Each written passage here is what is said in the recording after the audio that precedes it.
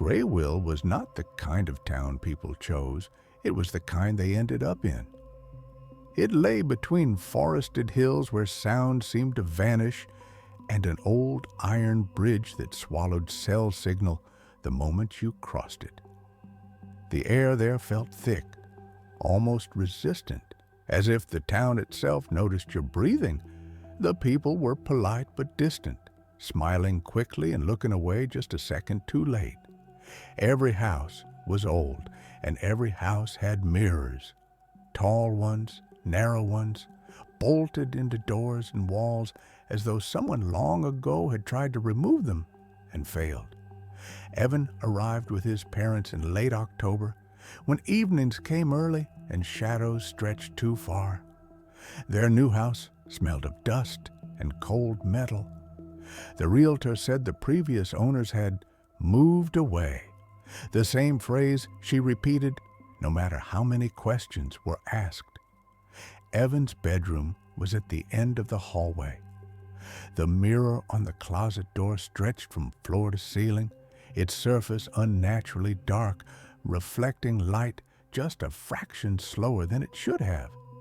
That night, Evan woke at 12:03 a.m. There had been no nightmare, no noise, just a sudden certainty that something was wrong. The room felt occupied. Moonlight spilled across the floor, and when his eyes drifted to the mirror, his heart began to race.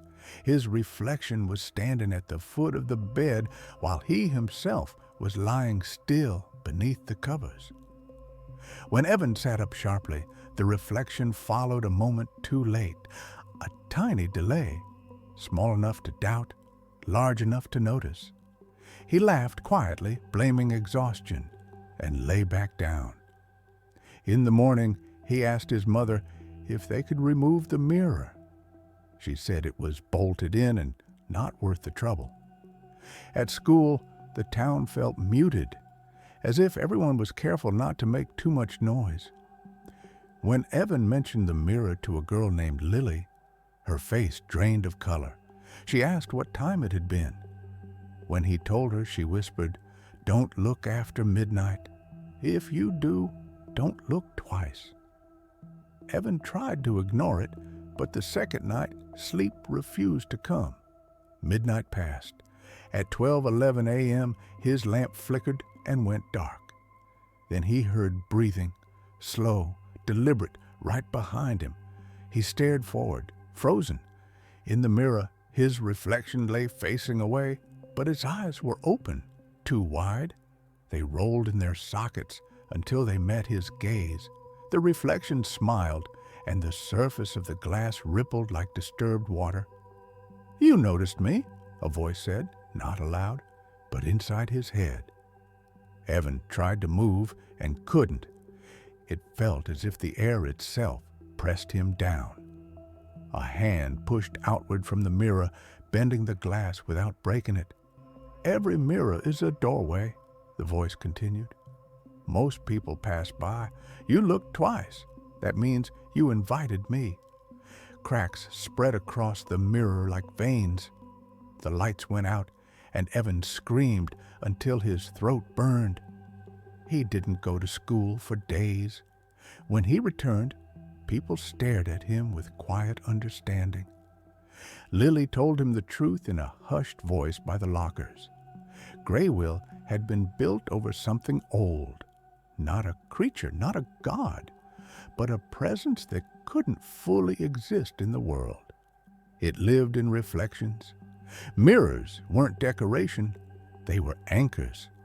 Sometimes the reflection stayed and the person didn't. That night, Evan covered the mirror with a blanket. At exactly midnight, the blanket slid to the floor. A soft knocking came from the glass. Slow, patient. "We're almost the same now," the voice whispered. "Just let me finish." At dawn, Evan's parents found him sitting upright on his bed, smiling faintly at the wall. He didn't respond. He didn't blink. The mirror had been smashed into powder, every piece destroyed except for one small shard hidden under the bed. If you looked into it closely, you could see a boy screaming silently trapped behind the glass. And behind him stood something wearing his face, smiling with practiced ease. Graywill still has mirrors in every house, and if you ever wake after midnight with the feeling that you're being watched, remember this: don't look, because it might already be looking at you.